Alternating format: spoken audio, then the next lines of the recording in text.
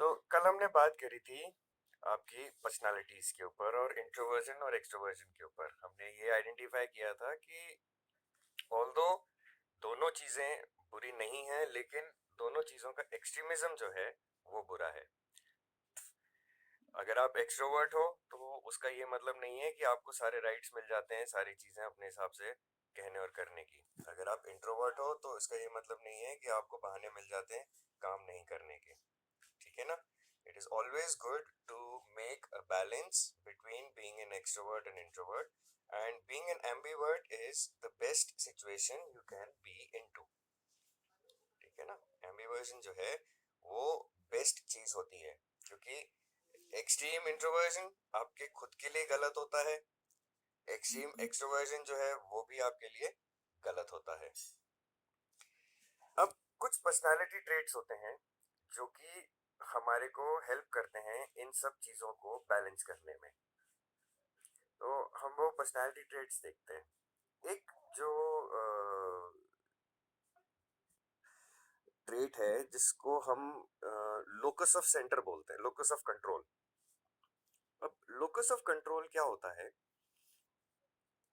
हम दो तरीके से सोचते हैं।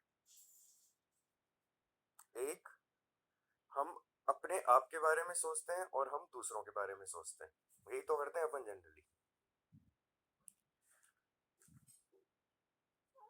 कुछ चीजें होती हैं, लोकस ऑफ कंट्रोल जो होता है वो हमारे को एक बैलेंस बनाने में मदद करता है। किस चीज का बैलेंस? कि क्या ये बाहर वाले फैक्टर्स हमारे को इन्फ्लुएंस करेंगे? ठीक है। और क्या मेरी खुद की जो हरकतें हैं वो मेरे उसको इन्फ्लुएंस करेगी? अगर हम इस चीज के अंदर बैलेंस बना के चल पाते हैं तो चीजें हमारी लाइफ के अंदर काफी ज्यादा सॉर्ट आउट हो जाती हैं। इसमें आपके दो टाइप के लोकसेस है। इंटरनल, जो कि खुद से एसोसिएटेड है, आपके जो खुद के ऊपर बिलीव्स हैं और खुद के लिए जो थिंकिंग है आपकी वो। और एक्सटर्नल, जो कि आप ये सोचते हो कि भाई बाहर वाली चीजें मुझे कैसे इन्फ्लुएंस करेंगी। नहीं होता है कि भाई लोग क्या कहेंगे। तो जो ये लोग सोचते हैं ना कि ये लोग क्या कहेंगे, वो एक्सटर्नल लोकस ऑफ कंट्रोल की तरफ ज्यादा ध्यान देते हैं। तो हमारे को इसमें एक बहुत डेलिकेट सा बैलेंस बना के चलना पड़ता है। इंटरनल लोकस में क्या होता है? इंटरनल लोकस वाले लोग ये सोचते हैं कि भाई मेरी लाइफ की जो डेस्टिनी है, मेरी लाइफ का जो भी वो होगा, वो मैं खुद ही वो कर पाऊंगा, मतलब वो मैं खुद ही कंट्रोल कर सकता हूँ मेरी डेस्टिनी को। ऐसा होता नहीं है। आपकी जो लाइफ है वो एक्सटर्नल और इंटरनल दोनों फैक्टर्स से जुड़ी हुई होती है। फिर आपका एक आता है, लोग बाकी कहते हैं कि भाई चार लोग क्या कहेंगे। वो एक्सटर्नल लोकस कंट्रोल हो गया कि आप उन जो बाहर से जो चार लोग हैं उनके ऊपर डिपेंड कर रहे हो कि भाई वो लोग क्या कहेंगे। सोसाइटी के प्रेशर में आप वो आ रखे हो। तो ऐसा होता नहीं है। इस केस में क्या होता है? अगर आप चार लोगों का सुनने लगोगे तो आपको और ज्यादा दिक्कत आएगी, क्योंकि आपने अपने मन को भी मारा है। अगर आप मन मार के काम करोगे तो वो भी काम गलत है ना?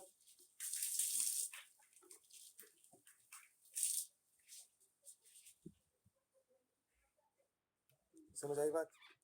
तो लोकस ऑफ कंट्रोल जो होता है वो आपको ये बताता है कि आपको किस तरीके से अपनी लाइफ को बैलेंस करके चलना है।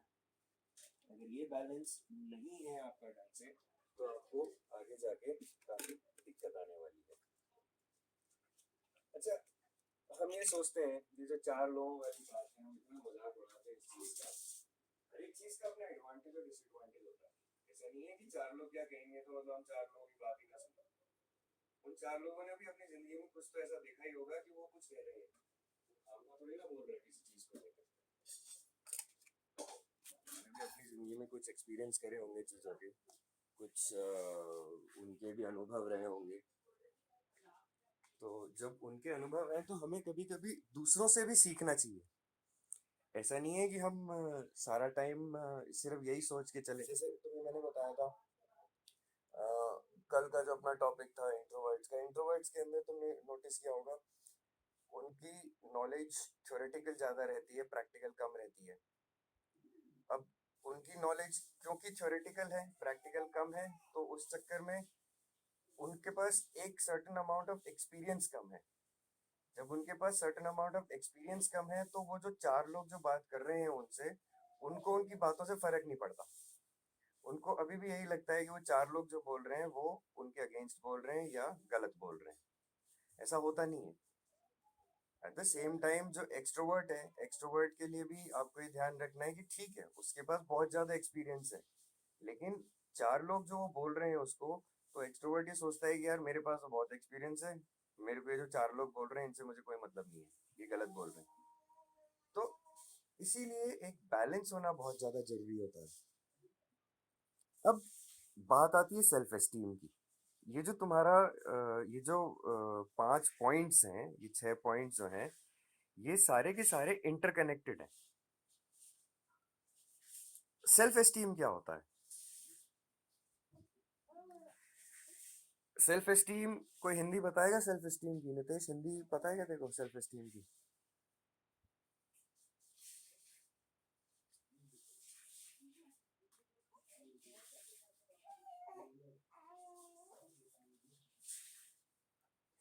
नितेश, यश, हर्षिता, एक ये हर्षिता को फोन करना, कोई यश को फोन करो।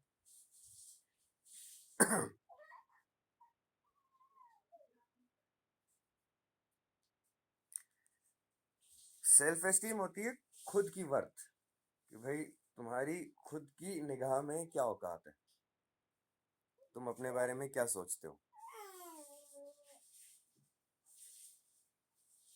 अगर तुम अपने बारे में अच्छा सोचते हो, अगर तुम्हें पता है कि हाँ भाई नहीं यार ये मैं सारे काम कर सकता हूँ, ये काम मेरे को करना आता है, मेरे को कोई दिक्कत नहीं आएगी।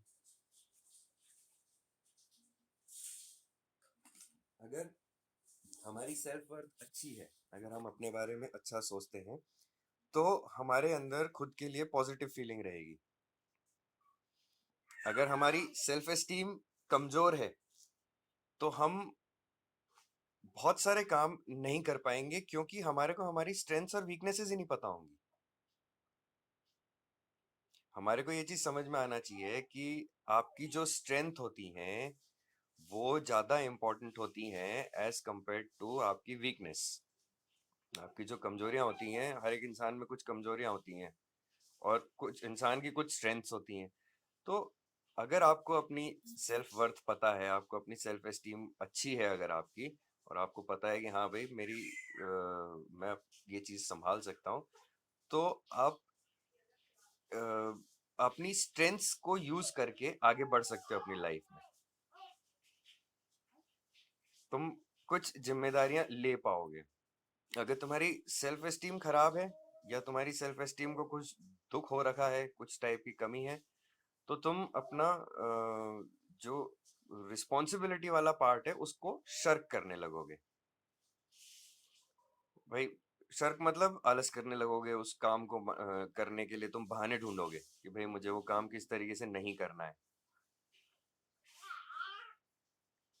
और सबसे बड़ी बात यह है कि अगर तुम्हारा सेल्फ एस्टीम अच्छा है, तो तुम दूसरों के अंदर कॉन्फिडेंस लाने की कोशिश करोगे। अब वही बात हो जाती है, सेल्फ एस्टीम जो है तुम्हारी लोकस ऑफ कंट्रोल से एसोसिएटेड होती है। लोकस ऑफ कंट्रोल वही कि लोग बाग क्या कहेंगे, और मैं सब कुछ कर सकता हूँ, मेरे को सब पता है, मैं सही हूँ, बाकी सब गलत हैं। तो ये जो इंटरनल लोकस और एक्सटर्नल लोकस है आपका, इसको बैलेंस अगर आपका बहुत अच्छा हो रखा है, तो आपका सेल्फ एस्टीम भी अच्छा होगा। समझ आई? अब सेल्फ एफिकेसी भी एक चीज होती है।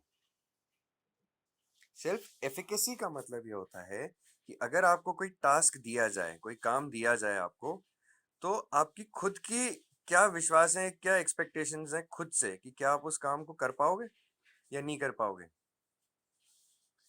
तो ये जो इंडिविजुअल वर्क होता है, ये जो इंडिविजुअल सेल्फ एफिकेसी वाला केस होता है, इसके अंदर इंसान के ये दिमाग में सोच रहती है कि भाई ये वाला काम मैं कर भी पाऊंगा कि नहीं कर पाऊंगा। तो वो काम लेने से पहले ही वो घबरा जाता है। काम लेने से पहले ही वो सामने वाले को बता देता है, भाई ये काम मैं नहीं कर सकता, है ना? तो हमारे को हमारी सेल्फ एफिकेसी भी इम्प्रूव करनी चाहिए। वो कैसे होगी? जब हमारा लोकस ऑफ कंट्रोल बैलेंस रहेगा और थोड़ी सी हमारा सेल्फ एस्टीम अच्छा होगा। जो सेल्फ एफिकेसी वाला बंदा है, जिसके पास अच्छी खासी सेल्फ एफिकेसी है, जो ये सोचता है कि हाँ यार मैं काम को कर सकता हूँ, जो पहले ही हथियार नहीं डालता, वो कोई भी काम को पूरा करने की 100% कोशिश करेगा। अगर उसके काम में कोई रुकावट आती है, कोई दिक्कत आती है, तो वो उसको भी ओवरकम करेगा। ठीक है ना? तो वही बात हो गई कि आप काम कौन सा करना चाहोगे? वही करना चाहोगे जो आपको आसान लगेगा। सारे काम उतने ही मुश्किल हैं जितने वो आसान है। डिपेंड करता है आपकी मेंटालिटी के ऊपर। कोई काम अगर तुम्हारे लिए मुश्किल है, तो हो सकता है वो दूसरे वाले के लिए आसान हो। कुछ लोगों के लिए कुछ काम बहुत मुश्किल होते हैं, कुछ लोगों के लिए कुछ काम बहुत आसान होते हैं, है ना? तो हम बात कर रहे थे सेल्फ एफिकेसी की। तो अगर आपको ये सारी चीज़ें रखनी है, अगर आपको अपना काम अकम्प्लिश करना है, तो आपके अंदर सेल्फ एस्टीम का होना बहुत ज़रूरी है और लोकस ऑफ कंट्रोल का होना बहुत ज़रूरी है। इन सब चीज़ों को करने के लिए एक कंसेप्ट आता है, सेल्फ मॉनिटरिंग। सेल्फ मॉनिटरिंग में मैंने तुम्हें कल एक चीज़ बताई थी, तुम दिन में 4 बार अपने मूड को एक बार चेक करो। दिन में तुम सुबह उठो, सुबह उठते ही तुम अपना मूड चेक करो कि तुम्हारा मूड किस टाइप का है। तुम्हारे को तुम्हारे दिमाग में किस टाइप की थॉट्स आ रही हैं, पॉजिटिव थॉट्स हैं, नेगेटिव थॉट्स हैं। तो अगर तुम ये चीज़ अपना वो रखते हो, तो तुम्हारे को काफ़ी एडवांटेज रहेगा। क्योंकि सेल्फ मॉनिटरिंग जो है, एक सेकंड होल्ड। मैंने तुम्हें सेल्फ मॉनिटरिंग वाली एक चीज़ बताई थी कल। तो सेल्फ मॉनिटरिंग, अगर तुम अपने खुद की बॉडी के सिग्नल्स देखोगे, सिचुएशंस देखोगे, तुम्हारा मूड सुबह उठ के कैसा है, तुम्हारे को अगर कोई काम दिया जाता है तो उस टाइम पे तुम्हारा मूड कैसा है, अगर तुम्हें गुस्सा भी आ रहा है तो उस टाइम पे तुम्हारा मूड कैसा है। मूड, गुस्से के अंदर भी मूड अलग अलग होते हैं। और मुझे किसी की बात पे गुस्सा आ रहा है, लेकिन मेरे को उसकी बात पे गुस्सा आने के साथ में मेरा मन कर रहा है कि मैं उसके थप्पड़ मारूं, कि मेरे को उसके ऊपर दुख हो रहा है कि यार कैसे बातें होती हैं, ये कैसे बातें करता है। तो होता है ना, sometimes you take pity on somebody. तो अपना मूड, ये सेल्फ मॉनिटरिंग वाला जो पोर्शन है, ये बहुत ज़्यादा ज़रूरी है। वही self monitoring, it is the extent to which an individual adjust his or her behaviour according to signals or hints from other people or situation. अगर तुम अपने मूड को खुद चेक करते रहोगे, तो तुम्हारे को अपने ही मूड को चेंज करने में आसानी होगी। समझ आई बात? जब तुम आसानी से अपने खुद के मूड को चेंज करते हो, तो उस टाइम पे जब लोग बाग तुम्हारे को कोई चीज़ इन्फॉर्म करेंगे कि भाई तुम इस चीज़ को ऐसे कर लो, इस चीज़ को ऐसे कर लो, तो उस टाइम पे तुम्हारे को उनकी बात सुन के, उनकी बात समझ के अपने आप को मॉडिफाई करने में आसानी रहेगी। तो सेल्फ मॉनिटरिंग सिर्फ अपने लिए ही ज़रूरी नहीं है, अपनी सिचुएशन के अंदर लोग बागों के हिसाब से अपने आप को ढालने के लिए भी ज़रूरी है।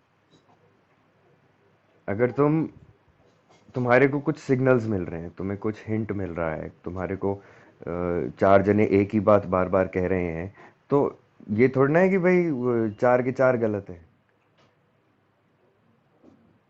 ऐसा थोड़ी है। अब 4 के अंदर से तुम्हारे को 5वें ने भी आके वही बात बोल दी, तो मतलब क्या वो 5 जने गलत हो गए? तो फिर, तो हमारे को ये जो बाहर से सिग्नल्स मिलते हैं, जो हिंट्स मिलते हैं, इनको यूज़ करके अपने बिहेवियर को, अपने एटीट्यूड को, अपनी लाइफ को मॉडिफाई करने में, थोड़ा सा एडजस्ट करने में आसानी होती है। ये आसानी तब होगी जब तुम अपने खुद के मूड को रेगुलरली चेक करते रहोगे। अपने मूड को चेंज करना तुम्हारे को आता है उस टाइम पे। हम जनरली ये सोचते हैं कि भाई जो भी ये काम बोल रहा है ये पता नहीं क्यों ज्ञान दे रहा है हमारे को। और ज्ञान लेना किसी को अच्छा नहीं लगता, ज्ञान बांटना सबको अच्छा सा आता है, ठीक है। लेकिन जब बात आती है खुद के ऊपर तो सब जने वो हो जाते हैं कि नहीं भाई, मैं सही हूँ, सामने वाला गलत है। समझ आई? तो ये जो हमने लोकस ऑफ कंट्रोल देखा था, इंटरनल और एक्सटर्नल का, और सेल्फ एस्टीम का, और सेल्फ एफिकेसी का, ये सारी चीज़ें जो हैं, ये सारी चीज़ें तुम्हारे को इम्प्रूव करेंगी, और सेल्फ मॉनिटरिंग इन सब चीज़ों को इम्प्रूव करने में तुम्हें मदद करेगा। लाइफ में बहुत सारी तुम्हारी लाइफ में सिचुएशंस ऐसी आएंगी जबकि चीज़ें तुम्हारे हिसाब से नहीं होंगी, तो उसका ये मतलब नहीं है कि वो सारी चीज़ें गलत हो रही हैं।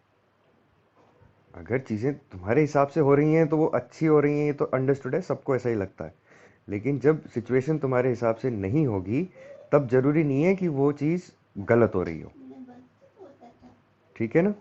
तो तुम्हारे को उस टाइम पे अपने आप को सेल्फ मॉनिटर करना है, और ये देखना है कि अगर तुम्हारे को कहीं से हिंट मिल रहा है कि भैया ये चीज़ नहीं, ये चीज़ गलत है, इसको ऐसे मत करो, तो उसको चेंज करने की कोशिश करनी चाहिए।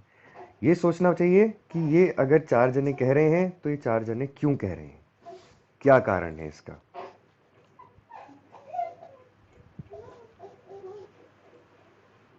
तो अंडरस्टूड सी बात है। एक एग्जांपल मैं देता हूँ तुम्हारे को।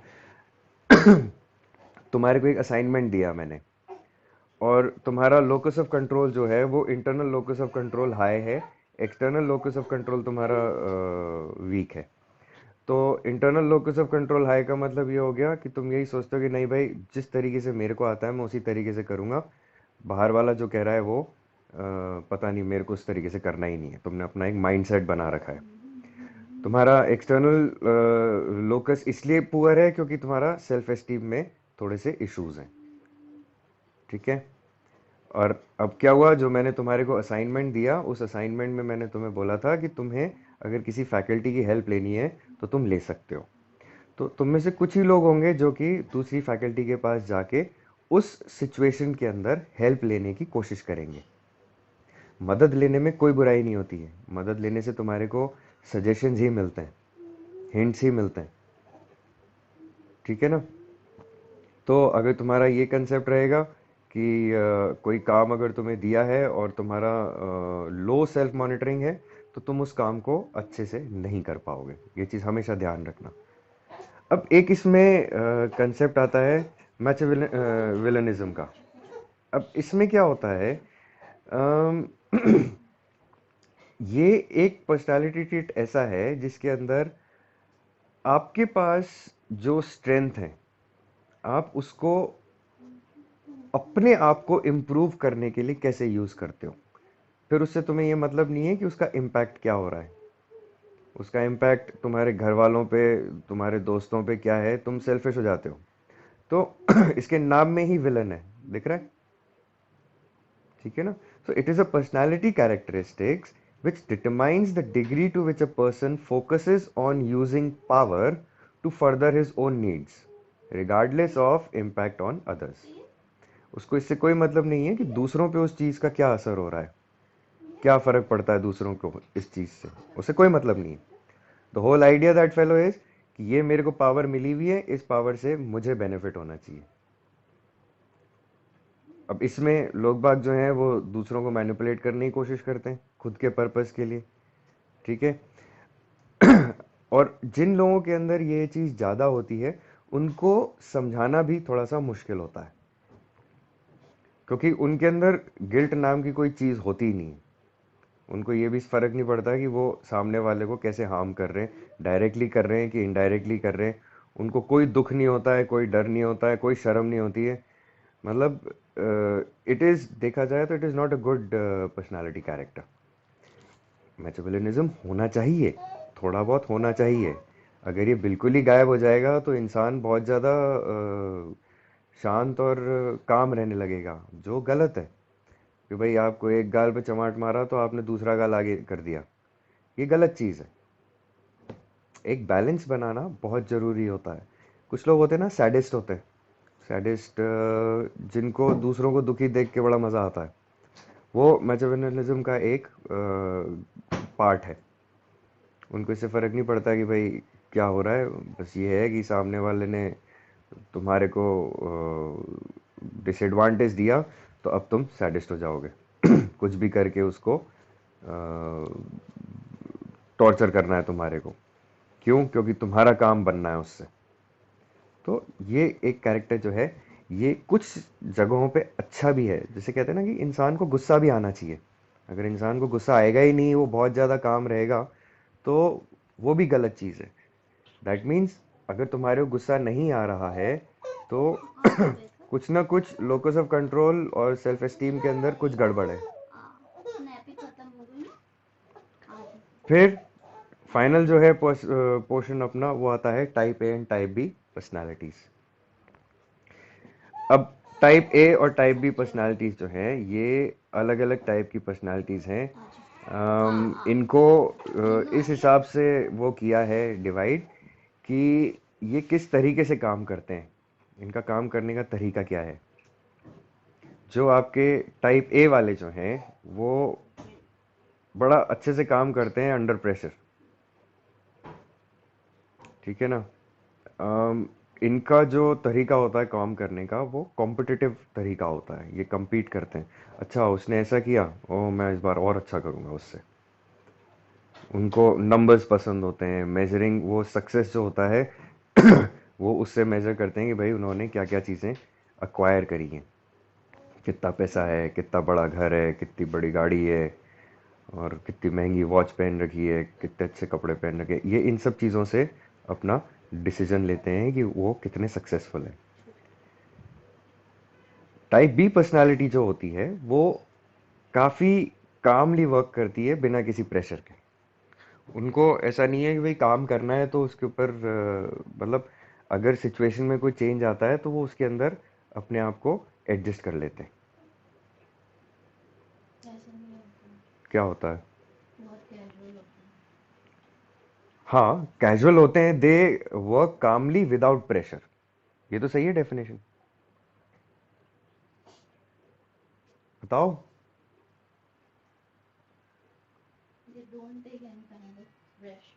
हाँ, they don't take any kind of pressure.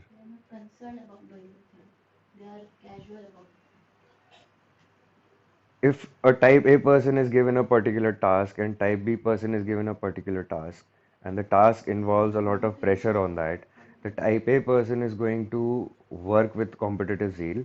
The type B person is going to work without any pressure. यही तो है ना डेफिनेशन।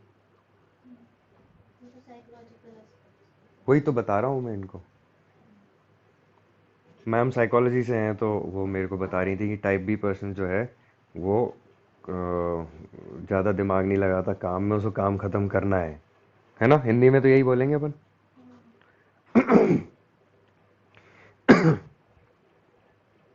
तो इसी चक्कर में टाइप बी पर्सन जो होते हैं, वो अपनी जो लाइफ होती है, वो लो प्रेशर लाइफ सेलेक्ट करते हैं। उनकी लाइफ जो है, वो काफ़ी रिलैक्स रहती है, इजी गोइंग रहती है। वो काफ़ी सोशेबल पर्सन होते हैं। ठीक है? टाइप ए पर्सनैलिटी जो होती है, वो काफ़ी कॉम्पिटिटिव पर्सन होते हैं।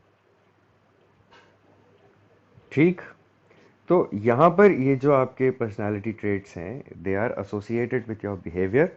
एंड ये चीज़ तुम्हारे को समझनी है। अगर तुम अपना सेल्फ एस्टीम इंक्रीज करना चाहते हो, तो तुम्हारे को अपना लोकस ऑफ कंट्रोल जो है वो बिल्कुल बैलेंस करना पड़ेगा।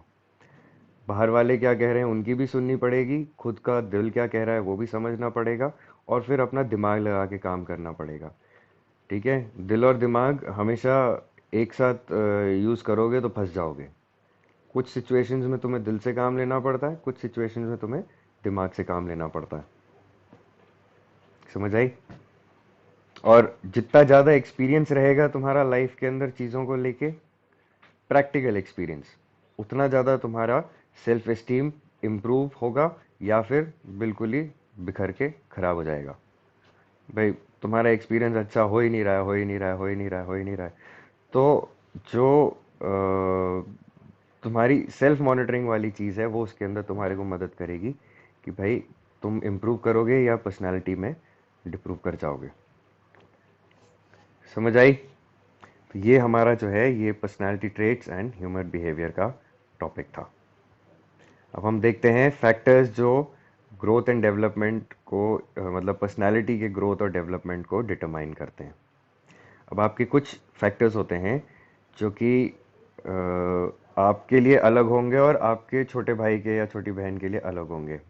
ट्विन्स होते हैं, जुड़वा बच्चे, उनके अंदर भी ज़रूरी नहीं है कि दोनों बच्चे अगर एक ही घर में पल रहे हैं तो उनको सेम टाइप की उनकी पर्सनालिटी डेवलप हो।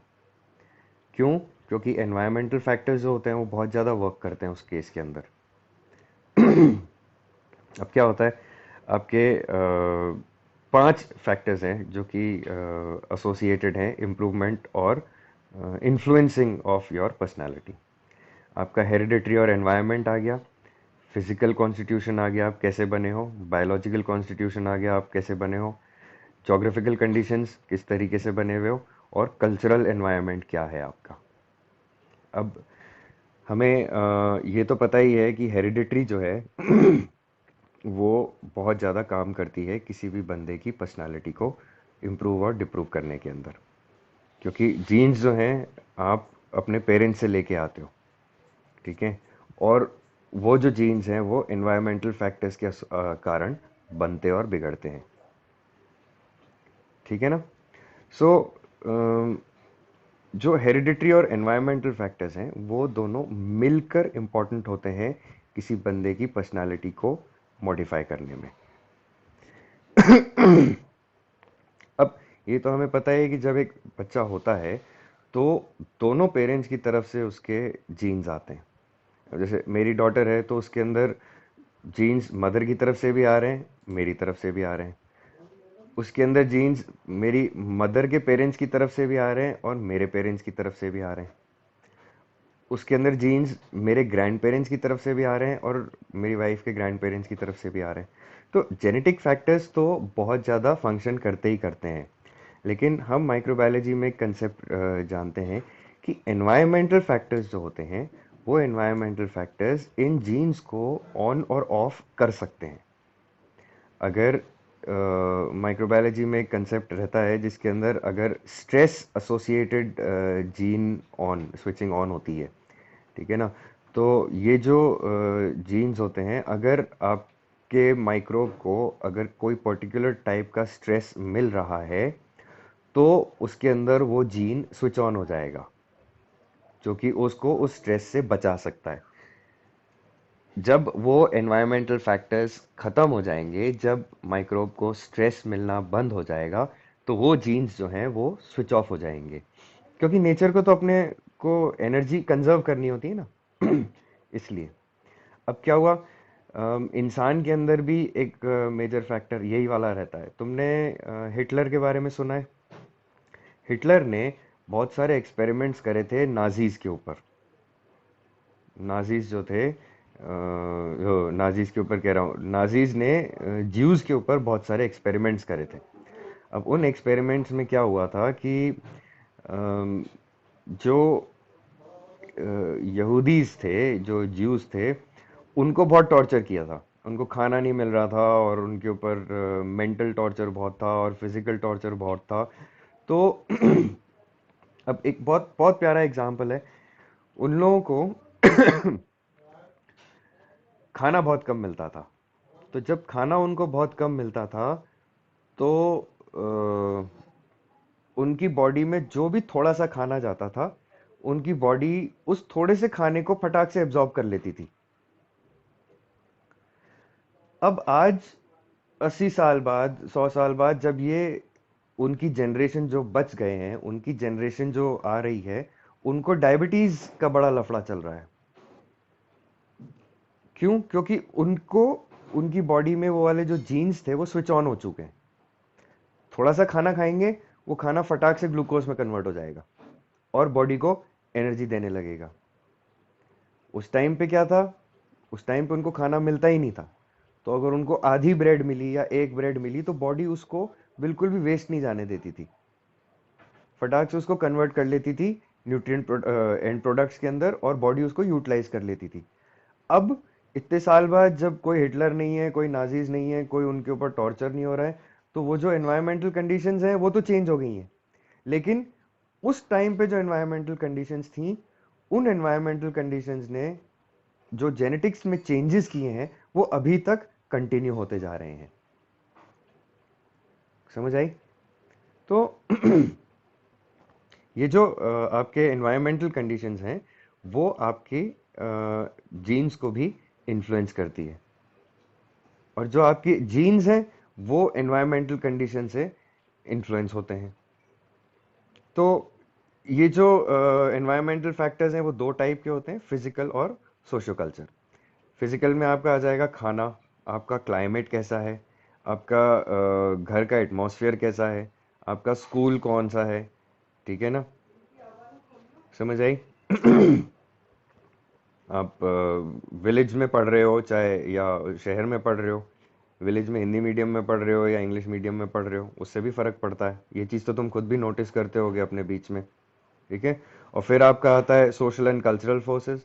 पेरेंट्स का बैकग्राउंड क्या है, फैमिली मेंबर्स कितने हैं, जॉइंट फैमिली में हो कि अकेले रह रहे हो, दोस्त लोग हैं कि नहीं है। अगर तुम्हारे दोस्त लोग ही नहीं होंगे तो तुम कुछ नहीं सीखोगे, क्योंकि इंसान जो है सोशल एनिमल है। अगर दोस्त नहीं होंगे तो वो कुछ भी नहीं सीख पाएगा।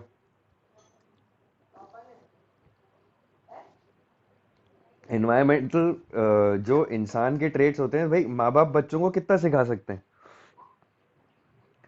अब ठीक है, मैं मानता हूँ मैं अपने बच्चों को बदमाशी करना पक्का से सिखाऊंगा, लेकिन बदतमीजी करना तो वो दोस्तों से ही सीख के आएंगे। मैं बदमाशी सिखाऊंगा, बदतमीजी वो दोस्तों से सीखेंगे। फिर उनको डांट पड़ेगी तो उनको समझ में आएगा कि बदमाशी और बदतमीजी में फर्क क्या होता है। तो ये सारी चीजें अगर हमारे को समझनी है, तो हमारे पास सोशल और ये कल्चरल फोर्सेस जो होते हैं इनको भी यूटिलाइज करना आना चाहिए। फिर आपके फिजिकल कॉन्स्टिट्यूशन हो गए। भाई अंडरस्टूड सी बात है, एक स्मार्ट लुकिंग बंदा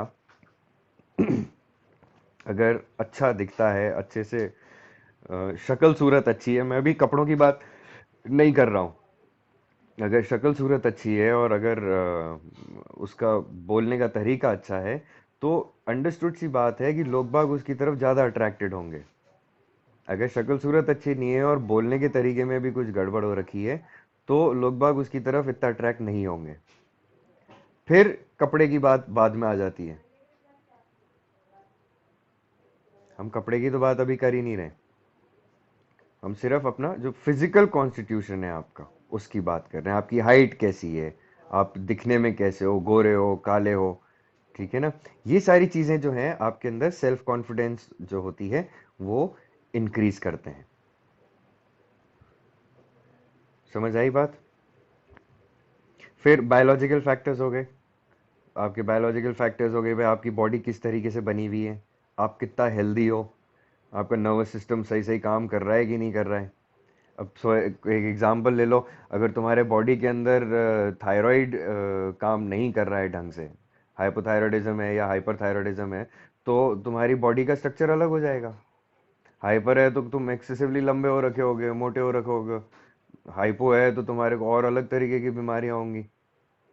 तो तुम्हारा खुद का फिजिकल स्ट्रक्चर जो है, बायोलॉजिकल फैक्टर्स जो हैं, तुम्हारी हेल्थ कैसी रहती है, वो भी तुम्हारी पर्सनालिटी को डेवलप करने में हेल्प करते हैं। तुमने देखा होगा कुछ बच्चे हैं जिनके माँ बाप उनको यूं रखते हैं कि अरे नहीं बीमार पड़ जाएगा, अरे नहीं बीमार पड़ जाएगा, बाहर मत भेजो इसको। जैसे हमारे कुछ जानकार हैं, उनका ये एटीट्यूड था कि भाई उनके बच्चे को वो क्या होली भी नहीं खेलने देते थे कि पानी में भीग जाएगा बच्चा तो बीमार पड़ जाएगा, उसको रंग से एलर्जी है। अरे तो यार, रंग से एलर्जी है तो कम से कम उसको एक दो बार करने तो दो, बॉडी को मौका तो दो। अगर बॉडी को मौका ही नहीं मिलेगा एलर्जी भगाने का, क्योंकि बॉडी तो खुद अपने हिसाब से काम करती है, अगर उसको मौका ही नहीं मिलेगा, तुम बॉडी को मौका ही नहीं दोगे, तो वो कैसे काम करेगी? तो तुम प्रोटेक्ट करके चलोगे तो बाद में जाके बच्चे को तो दिक्कत आनी ही आनी है। अब तुम लोग देख लो, तुम लोग गांव से हो, खेतों में खेल के बड़े हुए हो, तुम्हारा इम्यून सिस्टम बाय गॉड बहुत अच्छा है, हमसे 10 गुना अच्छा है। हम शहर वाले हैं, हमारे को तो वो फैक्टर्स मिले ही नहीं जो तुम लोगों को मिले थे। खेत में जाते हो, मट्टी में खेलते हो, ये सारी चीज़ें तुमने करी हैं अपने बचपन में, हमने तो नहीं करी। इसलिए तुम्हारा इम्यून सिस्टम हमसे बहुत ज़्यादा अच्छा है। हमारे को बैठे ठाले जुकाम हो जाए कभी कभी तो तुम लोग कितनी सर्दी में मतलब एक हल्के से स्वेटर में घूम लेते हो।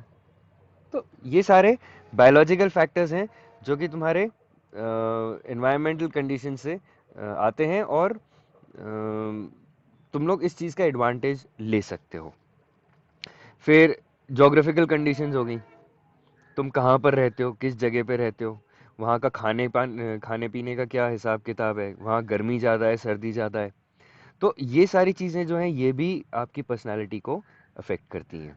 अब मेरा एक बहुत अच्छा फ्रेंड था। वो जब हम छोटे थे तो हम साथ में स्कूल में पढ़ते थे। फिर उसके फादर का ट्रांसफ़र हो गया पहाड़ी इलाके में। तो जब वो पहाड़ी इलाके में गया तो वहाँ पर चढ़ाई चढ़नी पड़ती थी, क्योंकि पहाड़ी में तो चढ़ाई, जैसे हिमाचल है और ये जगह है, तो यहाँ पे तो पहाड़ी इलाका है, पहाड़ी इलाका है तो तुम्हारे को चढ़ाई चढ़नी पड़ेगी उतरते हुए। तो जब तुम चढ़ाई चढ़ते हो तो तुम्हारा चलने का तरीका अलग हो जाएगा। तुम टोज पे चलोगे, हील्स पे नहीं चलोगे। टोज जो आपके पैर का आगे वाला हिस्सा होता है, पंजा, उसके ऊपर चलोगे, जैसे लड़कियां हील पहन के नहीं चलती हैं वैसे। और जब तुम यहाँ प्लेन के ऊपर चलते हो तो आप पहले अपना जो पीछे वाली बॉल होती है पैर की, उसको रखते हो, फिर आगे की तरफ बढ़ते हो। तो कुछ साल बाद, कुछ नहीं काफी साल बाद, वो वापस से राजस्थान आया बंदा पहाड़ी से। तो जब वो चलता था तो उसकी चलने का तरीका ऐसा था जैसे ये डक वॉक हो रही हो, जैसे बतख चलती है ना वैसे। तो जिस एनवायरनमेंट के अंदर आप रह रहे हो उस एनवायरनमेंट के अंदर जो जोग्राफिकल कंडीशंस है, उस कंडीशन के अंदर आपकी बॉडी जो होती है वो थोड़ा थोड़ा यूज टू होने लगती है उस पर्टिकुलर जोग्राफिकल और क्लाइमेटिकल कंडीशंस के लिए। अब एक और एग्जांपल ले लो। जो लोग वहाँ रहते हैं, क्या बोलते हैं, जैसे लद्दाख वगैरह में कोई रहने वाला है, या रशिया में कोई रहने वाला है जहाँ बर्फ़ बहुत गिरती है साल भर, वो अगर हिंदुस्तान आ जाए जून के महीने में तो परेशान नहीं हो जाएगा वो अपनी लाइफ से। यहाँ आजकल 40-45 डिग्री चल रहा है टेम्परेचर, तो वहाँ पर तो बहुत बुरी हालत हो जाएगी अगर वो यहाँ से वहाँ से यहाँ आ जाए तो। अब अगर हम अंग्रेजों के पास चले जाएं, यहाँ से अगर हमारे को रशिया भेज दिया जाए राजस्थान से, तो हमारी सर्दियाँ भी काफ़ी, जैसे चूरू वगैरह का इलाका है वहाँ पे 0, -1, 0 इस डिग्री तक पहुँच जाता है टेम्परेचर। तो लोग वहाँ को मतलब पता है उनकी बॉडी को कि भाई क्या है। उनको अगर रशिया वगैरह भेजोगे तुम उस कोल्ड एरिया के अंदर, तो उनको थोड़ी सी दिक्कत आएगी, लेकिन क्योंकि उनके पास एक्सपीरियंस हो रखा है तो उनको इतनी दिक्कत नहीं आएगी। लेकिन अगर तुम राजस्थान वाले को केरला भेज दोगे तो यहाँ पे तो ह्यूमिडिटी बहुत कम होती है। केरला में 90% ह्यूमिडिटी रहती है। वहाँ तो मतलब आपकी हालत बहुत ही बुरी हो जाएगी, क्योंकि वहाँ पे ह्यूमिडिटी इतनी है। तुम बारिश के दिन में दिल्ली जाके रहकर देख के दिखा दो। भाई अपने तो राजस्थान में बारिश हुई, फटाक से मौसम ठंडा हो गया, और फटाक से थोड़ी देर के लिए उमस हुई, कपड़े थोड़ी देर से सूखे और अगले दिन धूप आ गई और फिर उमस खत्म हो गई। दिल्ली में जमुना जी हैं, जमुना जी के चक्कर में आपके उमस बहुत रहती है वहाँ पे। तो आपके ये जो जोग्राफिकल फैक्टर्स हैं ये भी आपके पर्सनालिटी को डेवलप करते हैं। अब इसमें पर्सनालिटी का क्या रिलेशनशिप हुआ? भैया क्या हुआ, आप यहाँ से चले गए केरला, केरला में इतनी ह्यूमिडिटी हो रही है कि आपको लग रही है गर्मी, आपसे वो गर्मी सहन नहीं हो रही है, या आप उस गर्मी से आपकी बॉडी एडजस्ट नहीं कर पा रही है, तो आप हो गए चिड़चिड़े। अब आप चिड़चिड़े हो गए तो आपने चिड़चिड़ करनी शुरू करी, तो वहाँ पे आपकी पर्सनालिटी जो है वो धीरे धीरे करते करते डिटोरिएट होती जाएगी। और फिर आता है आपका कल्चर। फाइनली जो आपके पड़ोस में लोग बाग रहते हैं, जो आपकी सोसाइटी है वो किस टाइप की है ना। तो इस चीज़ों से आपकी पर्सनालिटी डेवलप होती है, और उसके बेसिस पे भी आपकी पर्सनालिटी वेरी करती है। एक अच्छा एग्जांपल इसने दिया हुआ है, सोल्जर्स जो होते हैं वो बड़े पंक्चुअल होते हैं, डिसिप्लिन होते हैं। क्यों? क्योंकि उनके आसपास का जो कल्चरल एनवायरनमेंट उनको मिलता है वो उसी टाइप का एनवायरनमेंट मिलता है। और अपन देख लो, 10 बजे तक तो यश महाराज कॉफी नहीं पी के उठते, है ना यश? है ही नहीं क्लास में, डिसिप्लिन है ही नहीं किसी को। तो ये भी चीज़ समझने की कोशिश करो, ठीक है ना? आपके कल्चर जो है वो आपके दो टाइप के होते हैं। मटेरियल कल्चर, जो कि फिजिकल रिसोर्सेज होते हैं, क्या इंस्ट्रूमेंट्स हैं, ठीक है, इम्प्लीमेंट्स क्या हैं, इलेक्ट्रॉनिक गुड्स क्या हैं। और नॉन मटेरियल कल्चर, जो कि आपकी वैल्यूज़ हैं, जो घर से आती हैं, कस्टम्स हैं, ट्रेडिशन है, ठीक है, तो आपका एटीट्यूड क्या है। ये सारी चीज़ें जो हैं, ये मिल के पर्सनैलिटी के अंदर डिफरेंस लाती हैं। तो आई होप आपको ये समझ में आया हो कि क्या क्या फैक्टर्स होते हैं जो कि डेवलपमेंट ऑफ पर्सनैलिटी को इन्फ्लुएंस करते हैं। ये तुम्हारा 12 मार्क के अंदर क्वेश्चन आएगा, ठीक। और क्वेश्चन तुम्हारे इस बार, क्योंकि तुम लोगों ने क्लासेस ढंग से अटेंड नहीं करी हैं और पढ़ाया सब कुछ है, ये देखो ऑफिशियली आज तुम्हारा ये इंग्लिश वाला कोर्स भी कंप्लीट हो गया है। मेरे हिसाब से कोर्स में कुछ भी नहीं बचा हुआ है। अब ये important tip for personality development जो है ये अपन नेक्स्ट क्लास में करेंगे, या ख़त्म करें? ख़त्म ही कर लेते ना। अपनी लैंग्वेज इंप्रूव करो, इंग्लिश इंप्रूव करो। अगर तुम्हारे को अपनी पर्सनालिटी इंप्रूव करनी है, पर्सनालिटी डेवलपमेंट में थोड़ा सा ध्यान रखना है, तो अपनी इंग्लिश लैंग्वेज के ऊपर ध्यान दो, क्योंकि इंग्लिश अभी बहुत कॉमन लैंग्वेज है इस वक्त। तुम्हारे को इंटरव्यूज़ में भी ज़रूरत पड़ेगी, एडमिशन के लिए भी, जॉब के लिए भी, और दोस्तों के लिए भी, जब तुम नए ग्रुप्स बनाओगे उसके अंदर। अगर तुम्हारी लैंग्वेज अच्छी है, कमांड है इंग्लिश के ऊपर, तो तुम्हारा कॉन्फिडेंस लेवल बढ़ेगा। इंग्लिश पे रीडिंग करनी पड़ेगी इसके लिए तुम्हारे को। जब तुम्हारी ग्रामर पे और इंग्लिश रीडिंग स्किल्स इंप्रूव होंगी तो तुम्हारी कम्युनिकेशन स्किल्स अपने आप इंप्रूव हो जाएंगी।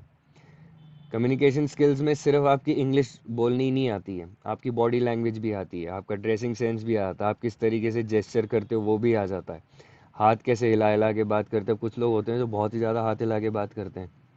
तो ये सारी चीज़ें जो हैं आपकी कम्युनिकेशन स्किल्स में आ जाती हैं। ड्रेसअप करो ढंग से दिखो, अच्छे दिखोगे तो अच्छा सोचोगे, अच्छा सोचोगे तो अच्छा बोलोगे। ये चीज़ ध्यान रखना, ठीक है ना?